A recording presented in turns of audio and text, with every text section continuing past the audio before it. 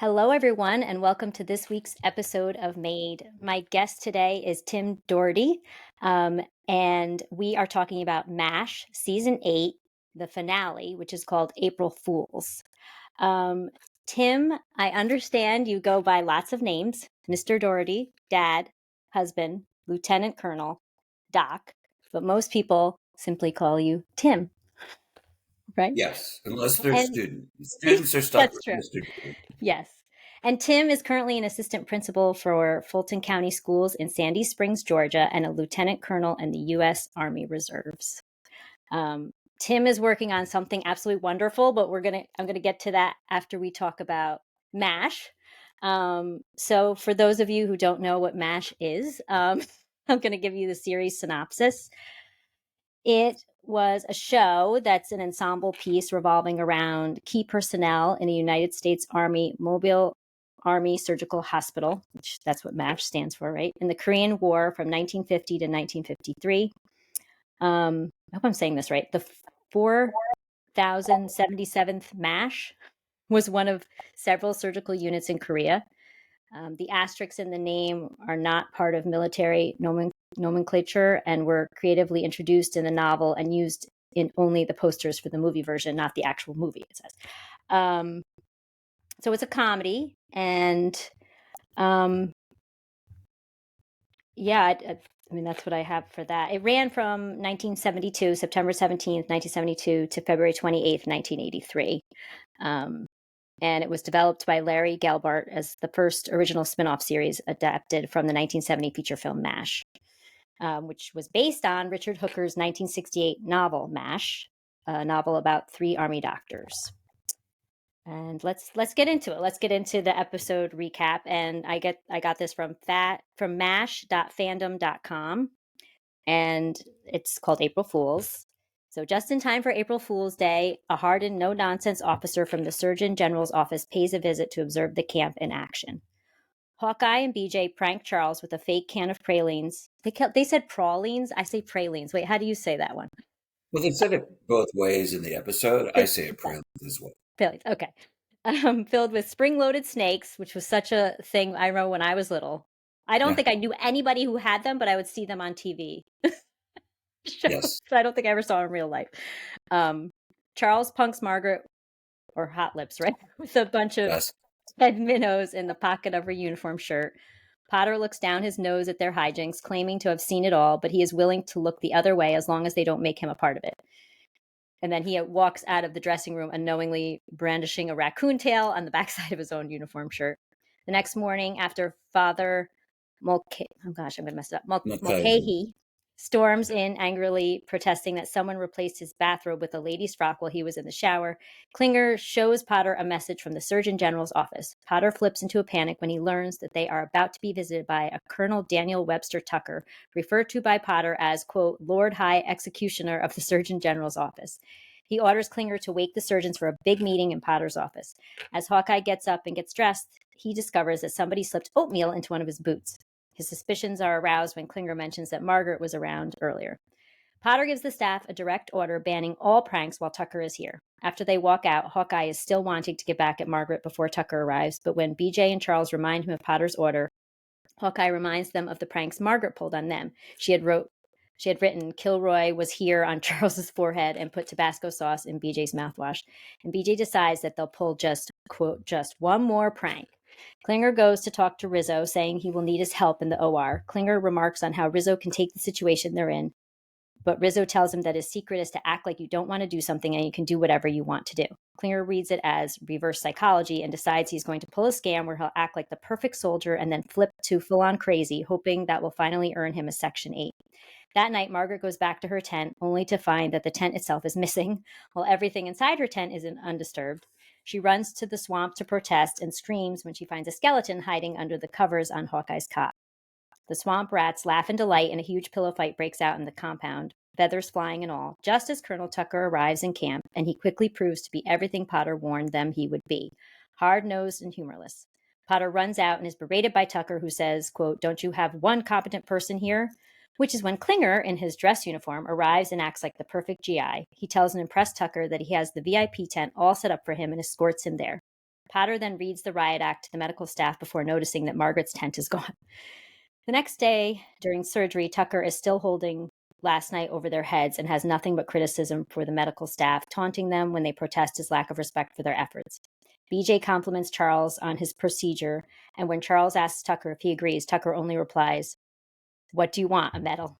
Later in post-op, Tucker is about to examine one of Hawkeye's patients. Thinking that he is second-guessing him, Hawkeye is about to go off on Tucker. BJ, Charles, and Margaret all join Hawkeye, but when Margaret tries to back up Tucker's words, he growls that he doesn't need a woman's support, which deeply offends her. They step outside for a private confrontation, and Tucker puts them all on report and then reveals that he plans to bar them all from medical service. Next morning, Tucker walks into the orderly room and finds that Klinger is now dressed as Cleopatra. Tucker is mortified that the only good man here has been broken by the 4077th. Potter can't believe Tucker is falling for Klinger's antics, and they go off to Potter's office to argue about it. Meanwhile, in the swamp, Hawkeye decides that since they have nothing left to lose, they might as well go out in a blaze of glory. In other words, pull one big giant prank on Tucker himself to let the crime fit the punishment. That night in the officers' club, the four set things up, leaving one table open for Potter and Tucker when they walk in. BJ calls Potter over for a short talk while Tucker sits down at the table and asks for his trademark shot and a beer. But Goldman only brings a shot, causing Tucker to angrily roar, "Where's my beer?" To which Hawkeye replies, "Beer's on you, Colonel," and then pulls on a rope, which dumps a whole bunch of beer on Tucker's head, causing everyone else to laugh hysterically, while Potter glares viciously at Hawkeye. Tucker stands up and furiously yells, "Nobody does that to Daniel Webster," right before he collapses onto the bar. Margaret wonders what's wrong, and Potter shouts that it's Tucker's heart as they lay him out on the floor. Hawkeye offers to help, but Potter angrily pushes him away, roaring, "Haven't you done enough?" The others shift into high gear to help out as Tucker weakly asks for Hawkeye. He kneels down next to Tucker to listen to him say, "Just one thing, April Fool." I was surprised, actually. I'm an idiot, but I was surprised. Potter triumphantly shouts, "I got all of you, April Fools. I even got that hairy cuckoo, Klinger. If he thinks he's got his Section 8, he's really crazy." Finally sinks in for the surgeons and Margaret that Potter and Tucker have put one over on all of them. The two had planned their prank weeks earlier, with Potter knowing that if Tucker pushed them hard enough, they would pull a stunt like they did. Hawkeye concedes defeat, proclaiming that we are in the presence of greatness. The whole bar erupts in applause as Potter raises Tucker's arm in victory. Later, still in the officers' club, Potter and Tucker, who have been friends since World War I, talk about other pranks they've pulled, including some that didn't work, like slipping rubber hamburgers into a chow line, to which Tucker added that nobody knew the difference. Klinger walks in, duffel bag packed and still dressed as Cleopatra, asking when he and Tucker are leaving camp. Everyone else breaks up into laughter, prompting Klinger to ask, "What's so funny?" That's the end. All right. So why did you pick this series and then this episode? Well, there's so many great moments. Yeah. I don't think people understand that there is a bunch of shenanigans that go on while you're deployed, simply because you've got to blow off your steam somehow. Mm-hmm. And as long as no one's actually getting hurt, then it is a real stress relief. Yeah. In fact, as you were reading this story, it reminded me when I was deployed to Iraq, there was a rash of water buckets over the doors. So when you opened your own door, water would dump on you. And it probably had happened 6 or 7 times, to include happening to the chief of staff. Wow. And it was people trying to blow off steam. When you see statistics that there are 350 civilians dying every day and numbers and numbers of Americans injured, it's just, yeah, you look for a way to escape. I never escaped that way. We would buy, or we wouldn't buy, we would get the non-alcoholic beer and some cigars and watch a movie. And that was our Friday night. Mm-hmm. But every night, even in Iraq, on the main base, you would see tracers all night long, just flying over where you're staying. No. And then you would hear rockets. And then it was just, it becomes your normal, which is really different. Yeah. I was just going to say, probably came used to it, I guess, in a way. I was going to ask about the buckets. Sorry, because the whole thing with the bucket dumping the beer on the guy. I'm like, I was thinking as I was reading, I was like, does that happen in real life, really? But you just Well, so it made me remember that it actually did happen, funny. but we didn't have any real beer. We could only get non-alcoholic beer, and nobody was going to waste it. So, because you only could have Right. two, Oh, so they were not everybody, or whoever was doing the shenanigans, not me, was using water. It was like a 2-gallon bucket, and it was somehow connected to the door. So yeah. when you opened your door at work, the water would dump on you. Oh my gosh. Exactly. Oh my gosh. Um, I do not. I hate April Fool's Day. I get so stressed out. I mean, this is a different situation. So, but Yes. I don't know. Well, I guess there's certain things that where people try to pull one that could be real, that could be upsetting. Um, that's And when there's others too. yeah, There's yeah, others that are just funny. yes, yes. Um, so you told me before we got on, so you picked MASH because what Hmm. did you do um, you were in the So army? even before that, I grew up watching MASH, and Right, that was right. my connection to MASH. Yeah. And maybe subconsciously, my father was a colonel Okay. and was deployed in Vietnam as a helicopter pilot. And of course, your oldest son has to do exactly what the father did. Hmm. So as a teenager, he would take me to drills, National Guard drills on the Oh wow. weekends, and put me in the back of the aircraft. And that was the expectation that I would learn how to fly. Okay. So at 17 years old, I joined. At 19 years old, I finished my training. At 20, I went to officer candidate school at Fort Benning. And at 22, I knew how to fly a Huey. So, and I would do that as a National Guard soldier while I was going to college, which was great benefits, great Hmm. times, really enjoyed it. Yeah. But it was in an attack battalion, which just didn't match my personality. Hmm. So after I finished college, I found a medevac unit down here in Georgia, and much against my father's will, I moved from Michigan to Georgia and joined a medevac unit. Oh, okay. And I did that for about 15 years on either as a guards soldier or a reserve soldier. Oh wow. And interestingly, as I did it for so many years, but my only actual active duty or medevac experience was either very short floods here in Georgia or Katrina. Oh. I was commanding a medical detachment, and we were the first ones to fly in after the hurricane, Oh wow. which that was very surreal, Yeah. Wow. I can't even very picture it. surreal. Yeah. Wow. Um. Well. What in regards to the show? Do you have a favorite character? I think I liked Radar and Father McCaughey. Yeah. I liked both of them. Radar always knew what to do, Hmm. and he did it before either Yes. colonel asked. Yeah. Now he wasn't in this episode. Was he done off the series? Do you know by this I don't season? think he was off the series. He was on leave because Klinger kept calling him, asking him what to do. And Rader's like, I'm on leave. Mm-hmm. It's not, you can give him instructions and then say, Mm-hmm. please don't call me. I'm on leave. Yeah. Oh, right. Okay. Yeah. Um. Uh. Is that who you relate to the most? No. Who do you relate to the most in the? You think in the show? Probably Hawkeye. And why I knew you were going to say that. Actually. You knew I was going to say I that? did. I really. Well, when I wrote the question down, I was like, I wonder if he's. I don't know. I thought of him.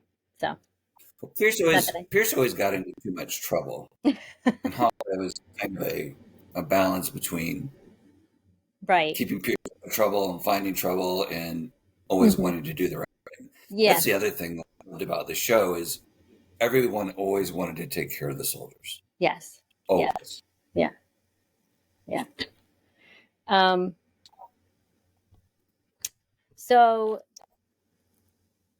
tell us about your experience, serving. Sure.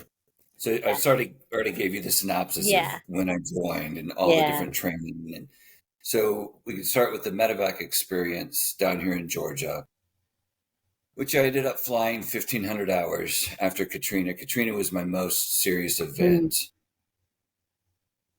Well, no, I would say deploying deploying to Iraq was my most. So Katrina, and then deploying to Iraq, then deploying to Afghanistan.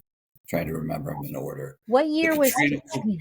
Katrina was, I think, 05, oh Okay. 06, maybe, because I know I went to Iraq in oh Oh six, seven. Oh six. Okay. oh six, Okay. and I went with Third Medical Command, and as kind of an operations and safety officer, I monitored all the combat operations and would have to do a briefing every day on this is how many wounded you should expect to have.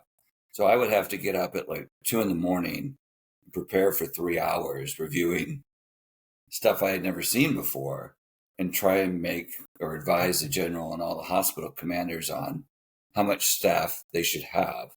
And that basically was looking at the previous week's information. How many wounded were incurred by a certain number of operations. Wow. So sort of like a medical operations officer would be Okay. the best way to describe me. And at Okay. the same time, I was trying to mentor the Iraqi medical evacuation. And it was really interesting. Another medical officer and I coordinated the first use of their own platforms, evacuating their soldiers around the country. And how long were you in Iraq for? Iraq, a full year. Yeah. Okay. And then we probably had 3 months training prior to the departure. So I was gone a long time. Hmm. Okay. And then you were deployed again in 2015, Mm-hmm. right? Yeah, 2015 to 2016. Before I deployed, though, I was actually chief of operations or um, chief of mobilization for Third Medical Command. And I did that for 2.5 years.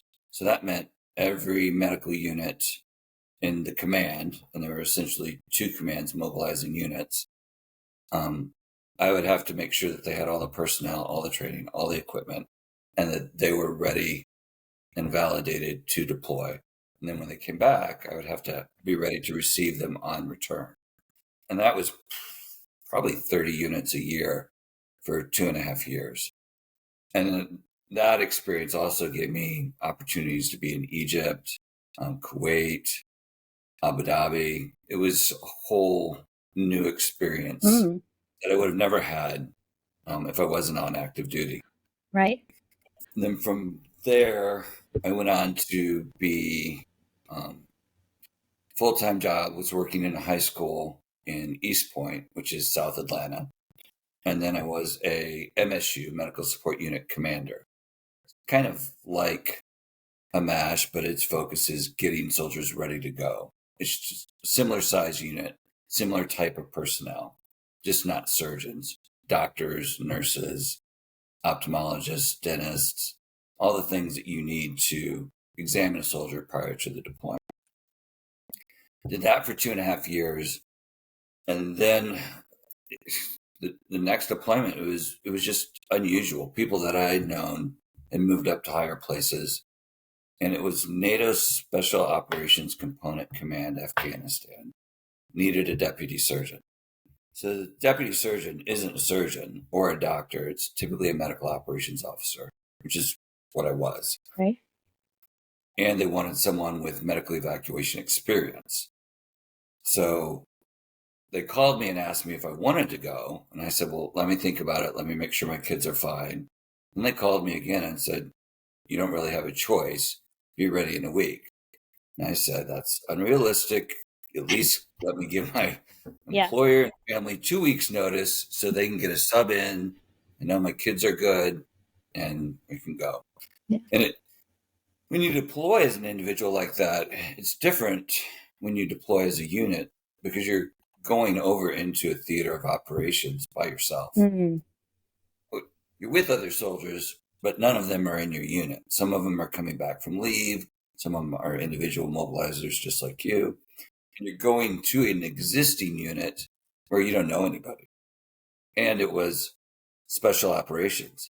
So here I am, a reservist, going to an active Army unit that it isn't just a regular unit. It's filled with special forces and rangers, and it's the command of all the special forces that are currently in the country.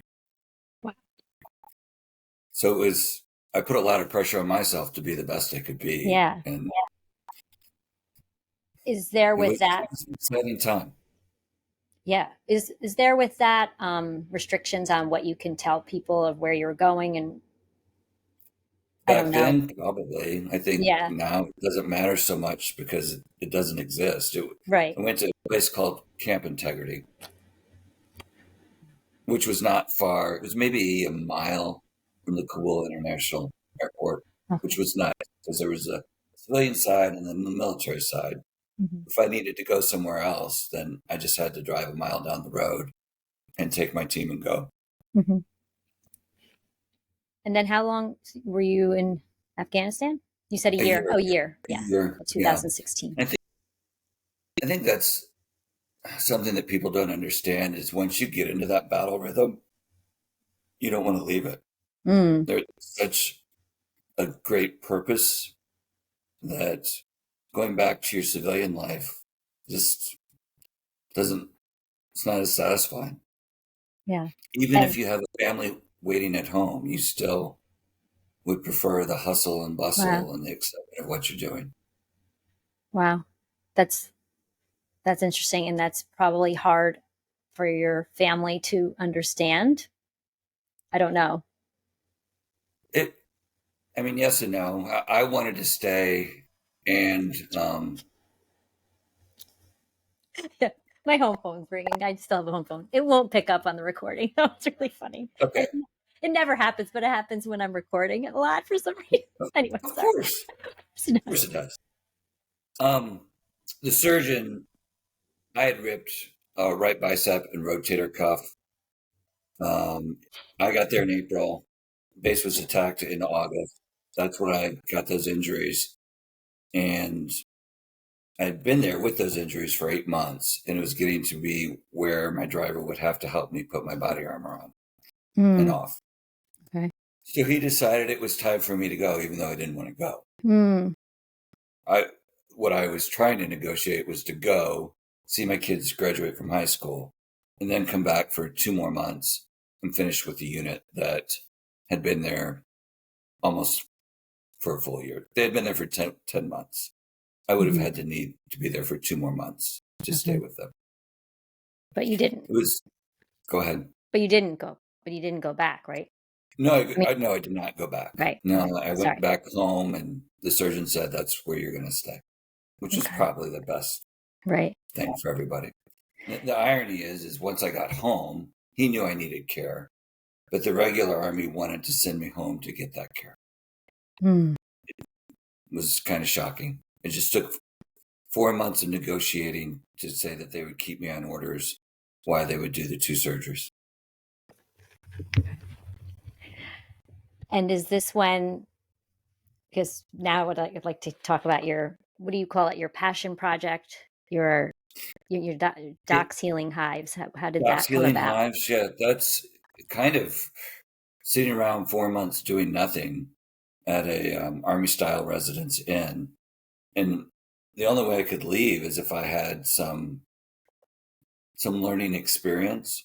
So Mm-hmm. I actually was able to attend the Georgia Beekeepers Association conference, and then I was able to attend the University of Georgia's new beekeepers course up at Young Harris College. That was the only way I could leave the base. How did you hear about what? How did you hear about beekeeping? Like what? I, How did I, that? I knew you would ask that question, and it's so funny because the guy's name, he was a British soldier, and I would occasionally eat with him in the mess hall. And his name was Major Brian Brain. and Brian Brain kept bees. And Okay. one day he was fretting. I'm like, what's bugging you? He's like, well, I'm just worried about my queen bee. I'm like, well, you can't do anything about that now. He's like, I know. It was, so we would just talk about bees.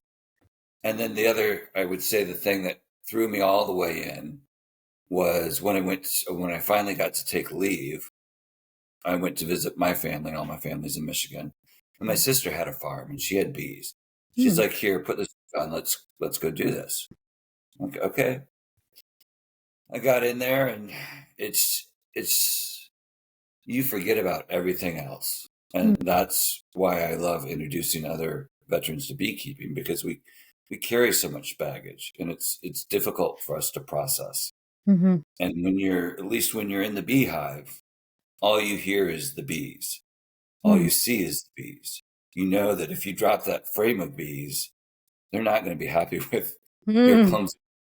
Yeah. And as long as you are smooth and slow, most hives don't react. Occasionally, there'll be a rogue bee that will get you. I had one get me the other day in the back of the thigh as I was walking away. It's like, when they're mad at you because they'll start bumping you all over the place. And you just take a moment and walk away. And I did. And this one just decided my back of the thigh needed a sting. What are you wearing when you go in?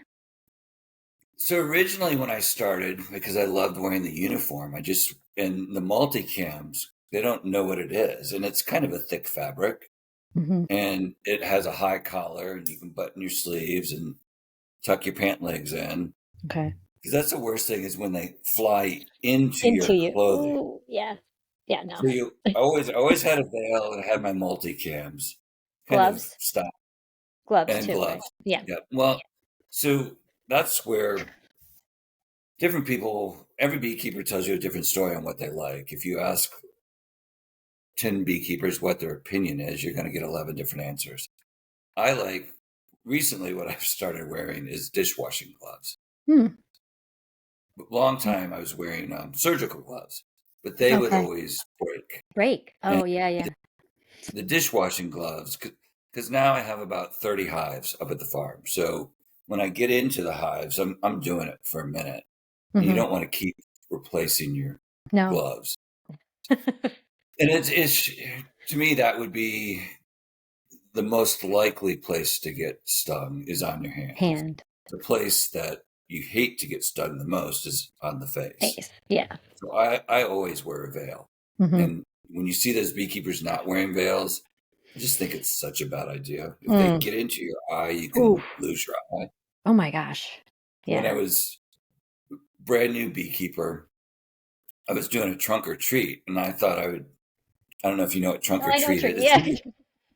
You decorate the trunk of your car and give away a treat.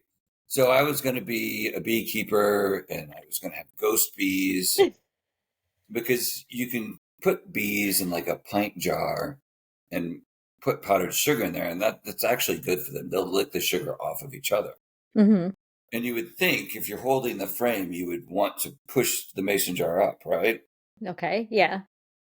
It's opposite. You want to drag it against the bees and they'll fall into the mason jar. Okay. Well, as a brand new beekeeper, I didn't know. I went out there with my arm in a sling and only one good arm and no veil. Anyways, I went out there to get my ghost bees because I wanted to win the trunk or treat. But it's doing the mason jar the wrong way.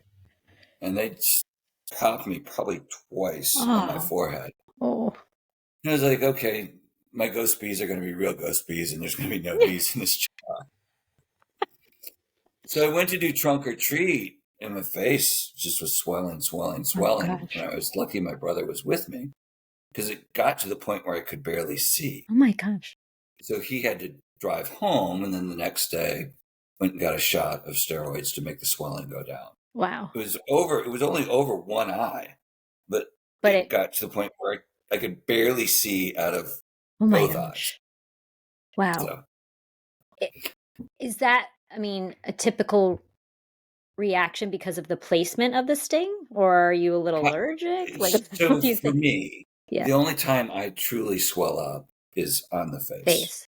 I got stung by a wasp, but I know it's different, on my nose right here, and first of all, Yes, there's, like, a chunk of skin missing from when it happened, yes, and the paint, like, shot up my, face, and I was very careful that night, kept icing it, doing all the stuff you were supposed to do, and yeah, that was it was okay, like, this eye was watered immediately, it did swell up. It was, like, a couple days later that I woke up and it was swollen, um, yeah, and I ended up long story short, I ended up going to urgent care, but it's kinda like by the time I didn't take anything, I don't think, and by the time I got there, it kinda went down, and then they prescribed something, but it wasn't available in the pharmacy for, like, a few days. By that point, I was like, "No, I'm done, don't worry about it." So, thankfully, it didn't, but the yeah, damage that was done by that one sting, and I know wasps are different than bees, but still, oh, ooh, yeah. yeah. Well, I was walking around the corner of my house, and we ran into each other. It, like, ran into my nose, and I was like, "Ah!" And I could hear it going, "Ah," making all this noise, and I was like, "Hold it." Anyway, sorry for your wasps are different because they can sting you repeatedly. right. Honeybee can only sting you once and Once, then it yeah, dies. yeah, But they typically go after your nose, your mouth, and your eyes. because of, like, heat or something. I That's like, is there they would do that with any mammal. okay. That's their Oh, because that's, like, the attack. yeah. That's That is the interesting. attack. You are Yeah, tearing their home apart. They're upset. You're being yeah, clumsy about it, and they're going to protect their babies, and they're going to go after those places wow, or your hands because your hands are the things that are in the hive. right, wow. But many bees are just happy-go-lucky. Mm. I would. I have 25 hives. I have one that's ornery. The rest of them are just happy most of the That's time. kind of funny. Interesting.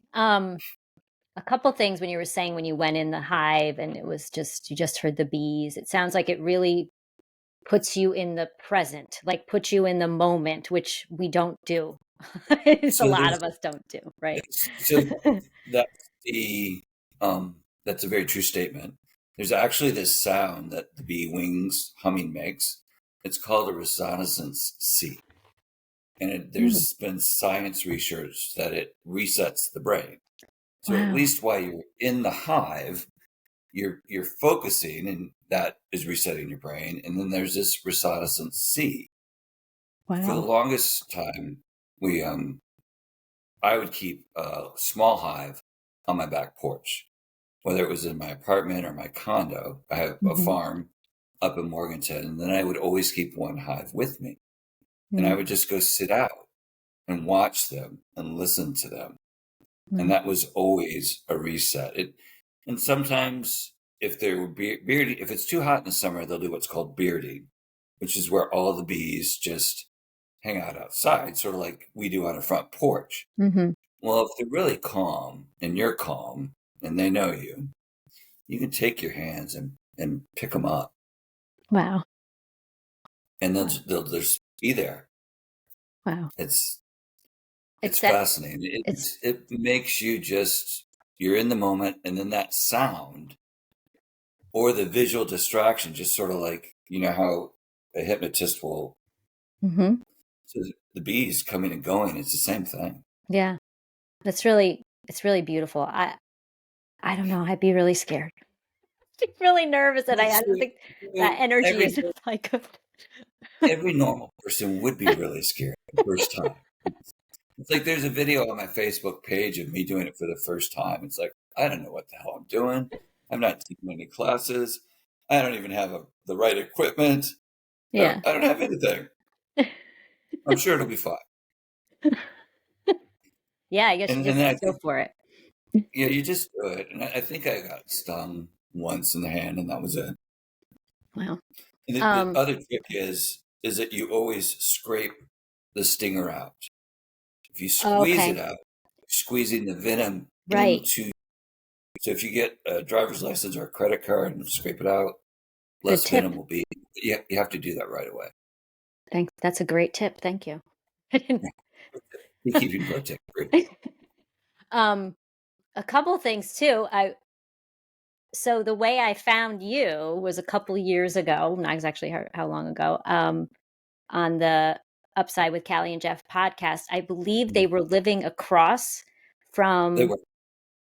from you or from where you had an apartment or a condo?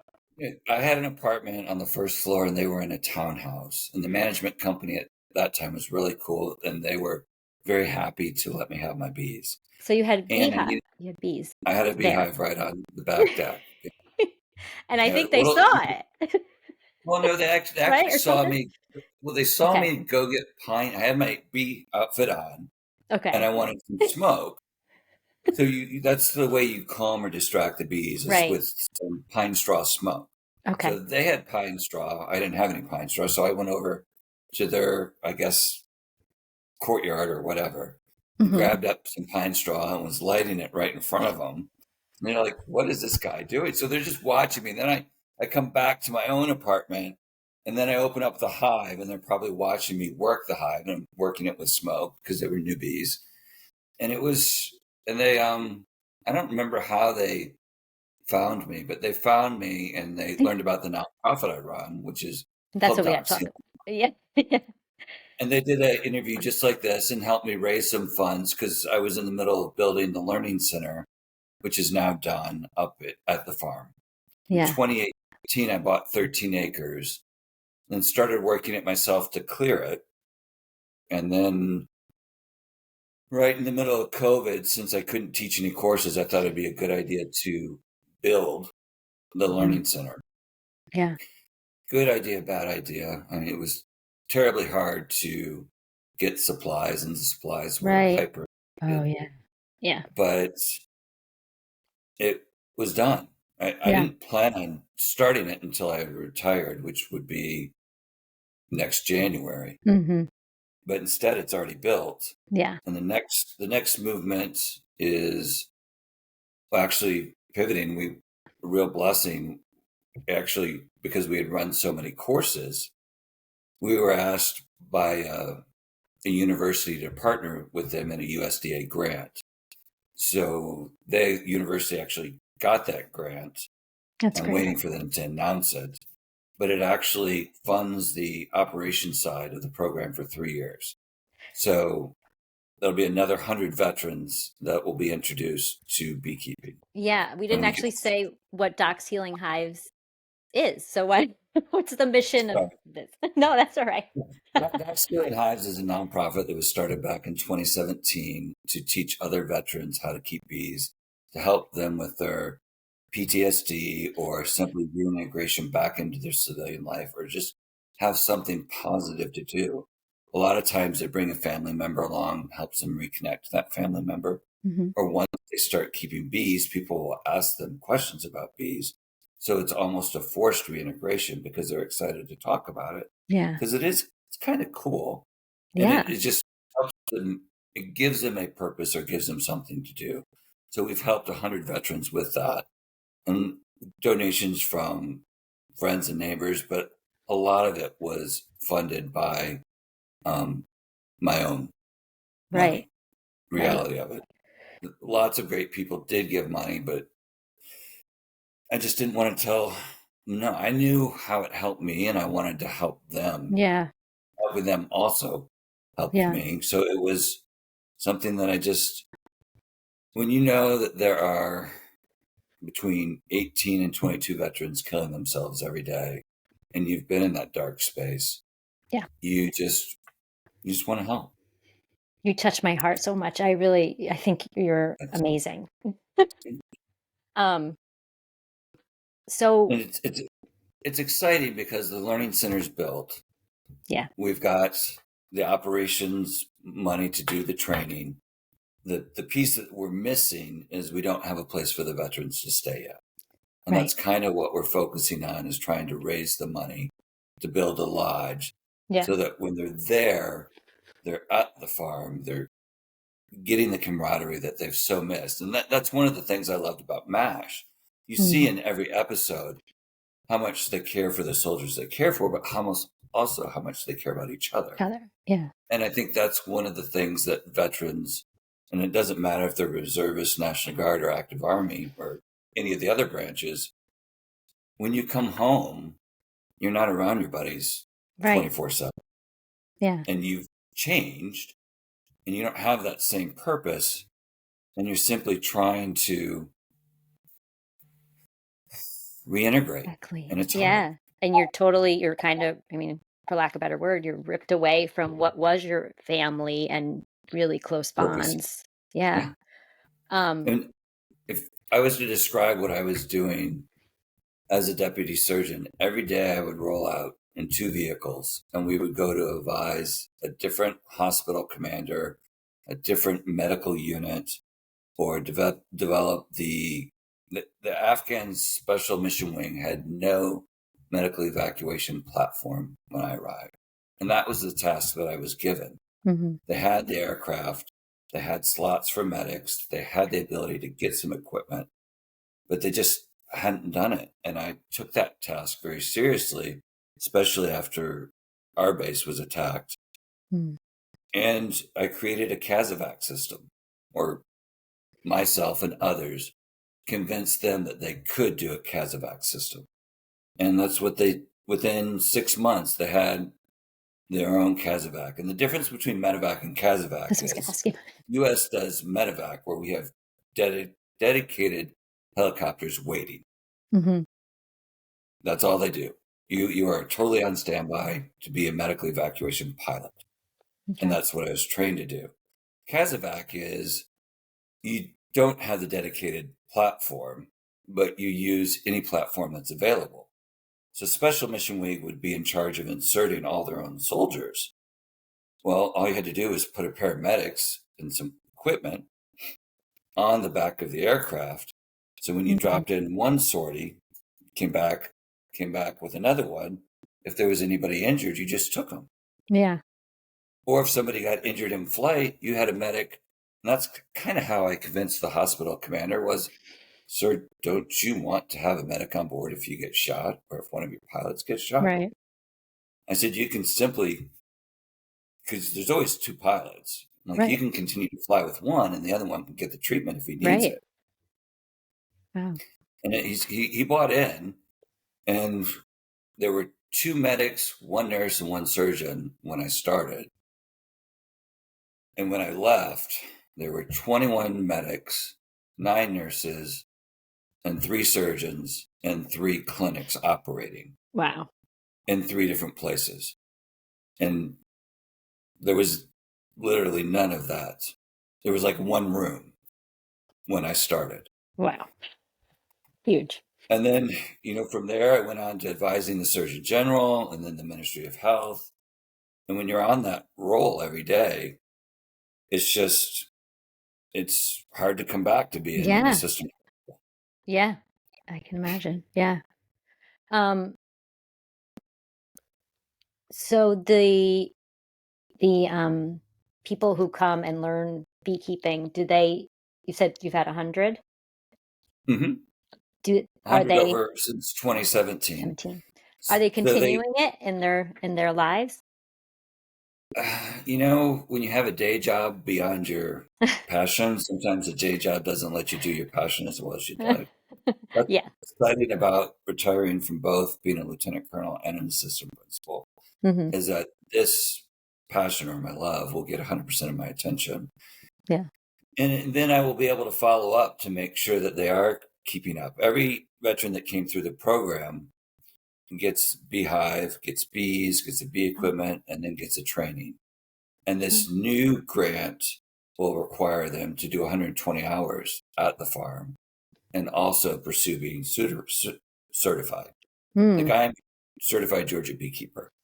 Okay. You have to have kept bees for a year and you've got to take a test and get a certain grade on it. And then you can be a certified beekeeper and then you can advance. Mhm. And then there's always conferences and other education opportunities. Like my wife she's learned beekeeping, but she's going to learn how to be a honey judge.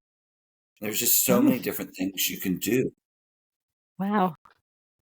Very cool. Just on Saturday, we were at a Christmas arts fair in Mhm. Blairsville, and we sold our honey. We not only do we get to sell the honey, which then we, get donations, but Yeah. we also get to talk about people about the importance of bees, um, what we're doing with veterans. As Mhm. soon as, and put it right behind me so I can show you.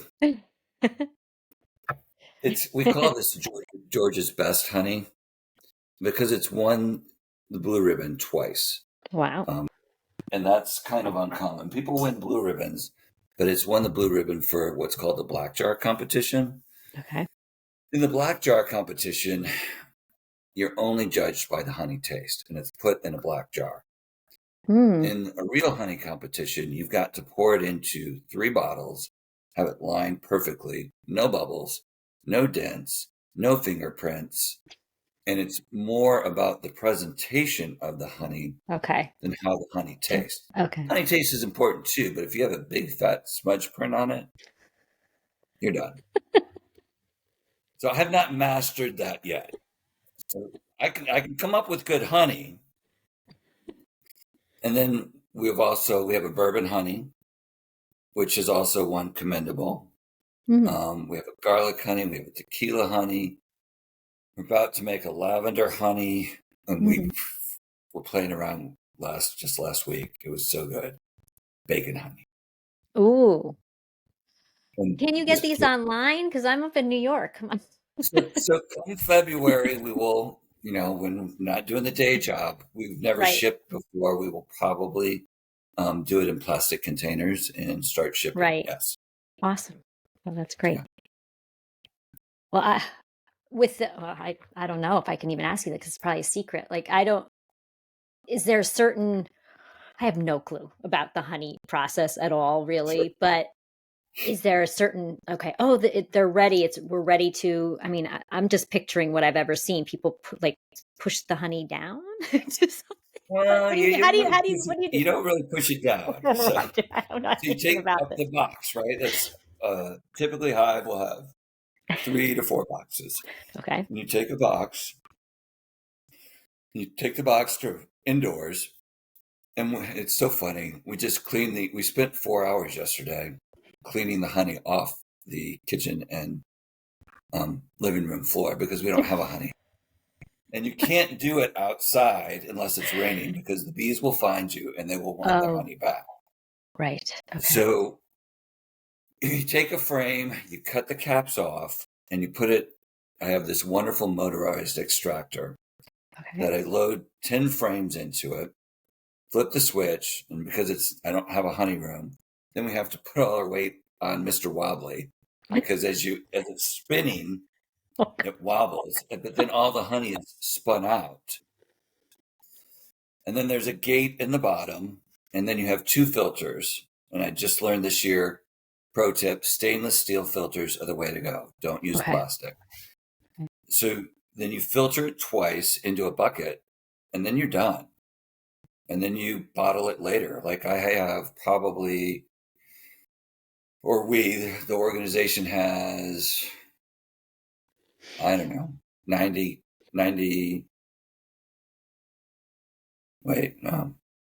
probably have 300 pounds. Wow. Right now. And how much is in a bottle? How many? It's ounces, I assume. So honey is often sold by weight. Right. And it may say 16 ounces on the bottle, but it'll be 16 ounces of weight, not actually 16 ounces of liquid. Right. So that would be a pound. Right. And we sell that for $22, and that's the price point we've had for the past 5 years. Okay. Because back in 2017, that's the number of veterans that committed suicide.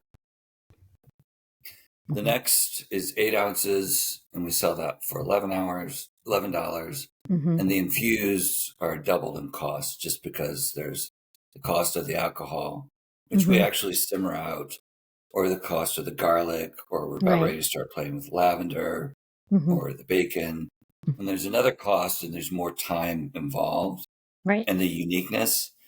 Like I've tasted maybe 3 other bourbon honeys, and they all were awful. Ours is great. It's the right bourbon. It's the right measurements. Right. It's just so good. It's more like a syrup. So it is great on Brussels sprouts, salmon, makes a superior old fashioned. We're probably in 4 different restaurants and bars. We're actually in a bar in California. Oh, cool. We ship the bourbon honey all the way to Alameda, California. Where is that? in California? Is that northern, southern? Just It's curious.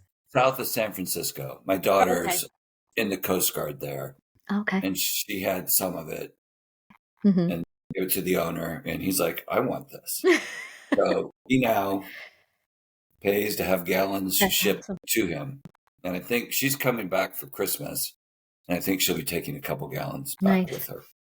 That's what I was gonna Yeah, ask you. How do you like your honey? Like, what do you put it in or on or, we everything. In fact, everything? my wife has so.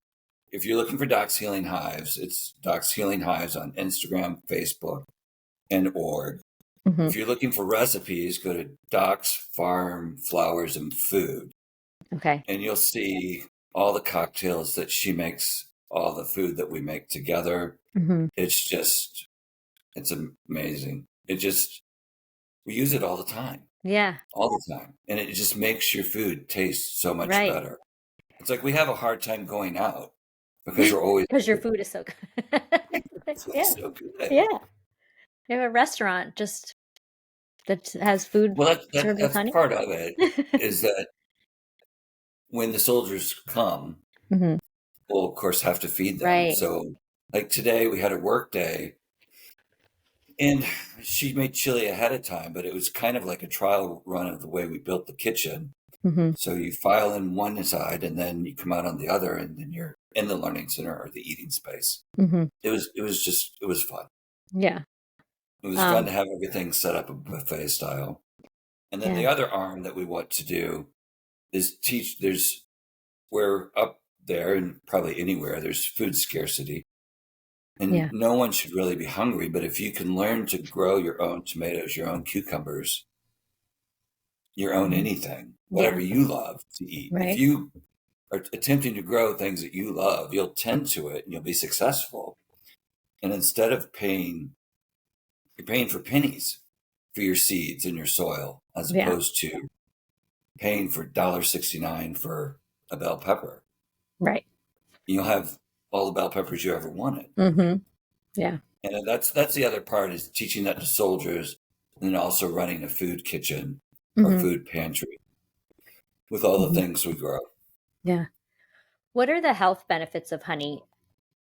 Uh, I know there's a lot. It helps with it's, allergies I too, wish right? When you Ashley have would do a better job of memorizing because they actually, when someone has an infected um, cut that Mhm. needs to be stitched, Yeah. they will use stitches that's coated in honey wax.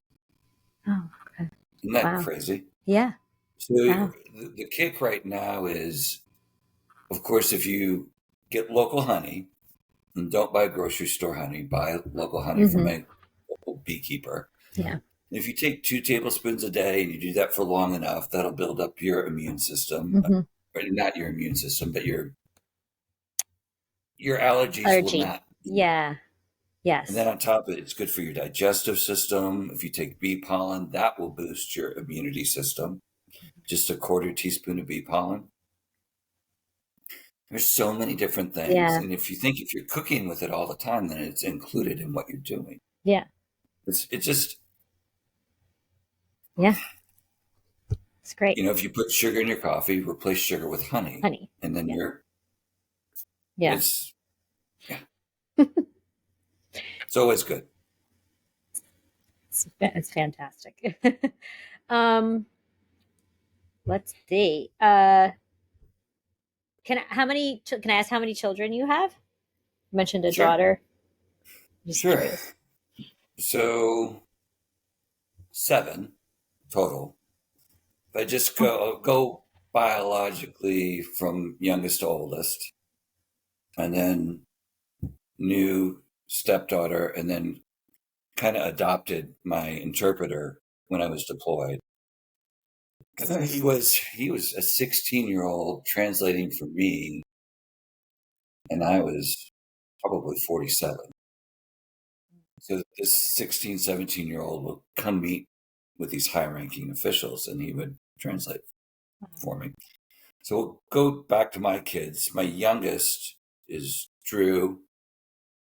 He just started college. Then Hannah, She's in her 4th year to be a pharmacist.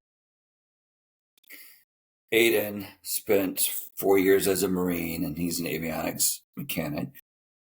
Isabel and her husband are both in the Coast Guard, and she's a EMT. I think they're both EMTs and pharmacy techs. And then Noah is my oldest, and he is in the reserves. And he's getting his master's degree in DC. That's about all I can say about him because he does stuff. Wow. And then flipping over to Sammy, after being back for 2 years, I was able to help him apply for special immigration status. And he brought his wife, and they lived with me for probably a good 3 months before I helped them find an apartment. Mm-hmm. And I'm just so proud of him. I kept trying to get him to get a standard job, but since he was like from 16 to 21, he was always on the go as an interpreter. So being indoors and being told what to do just wasn't working out for him. Yeah. But what did work out is he's a commercial truck driver. And he's doing a great job as a commercial truck driver. Very successful. Wow.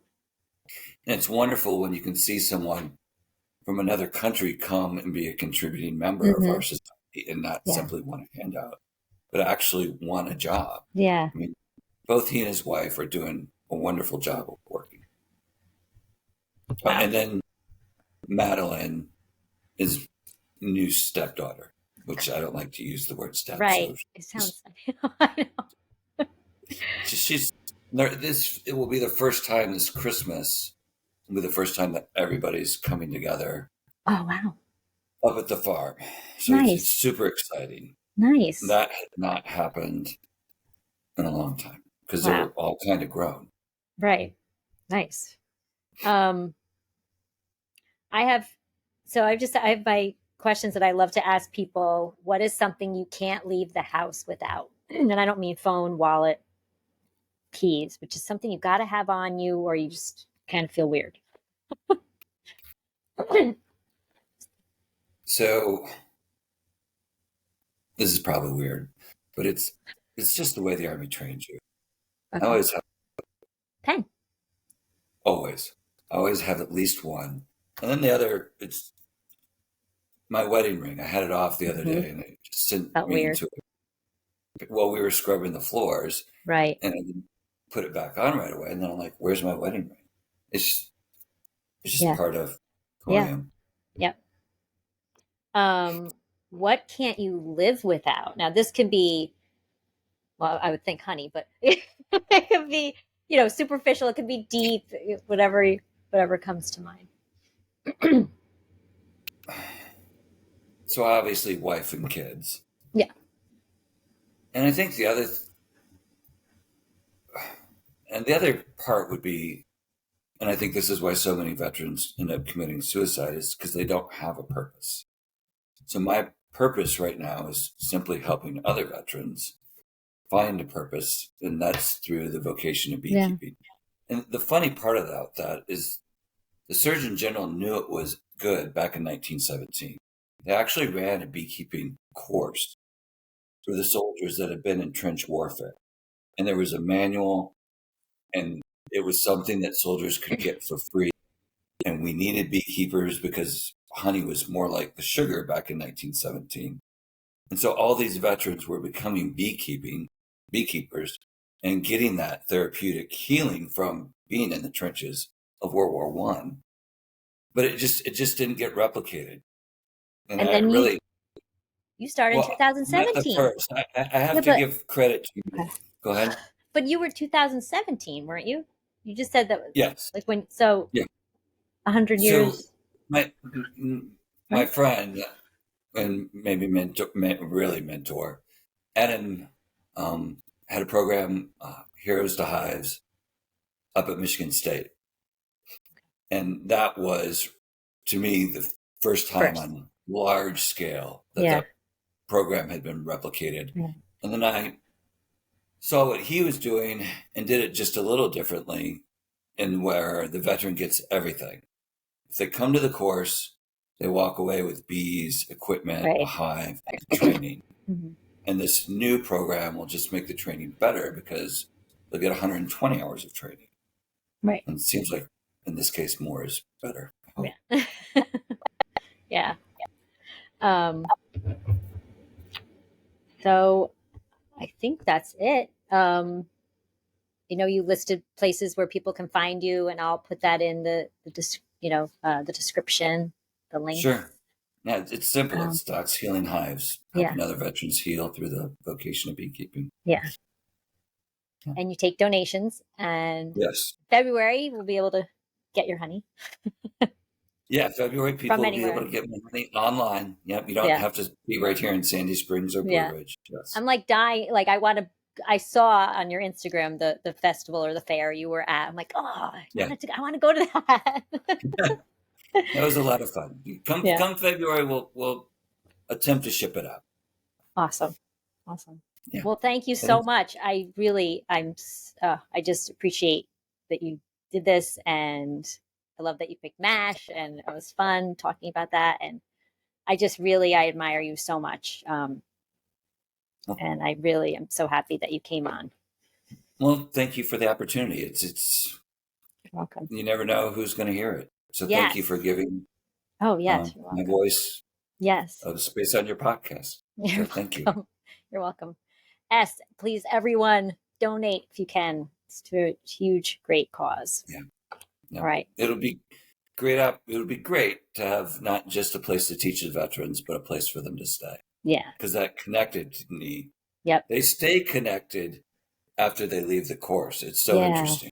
Yeah, I bet. Yeah. That's what's most important. All right. Bye, everyone. Thank you. Have a good night.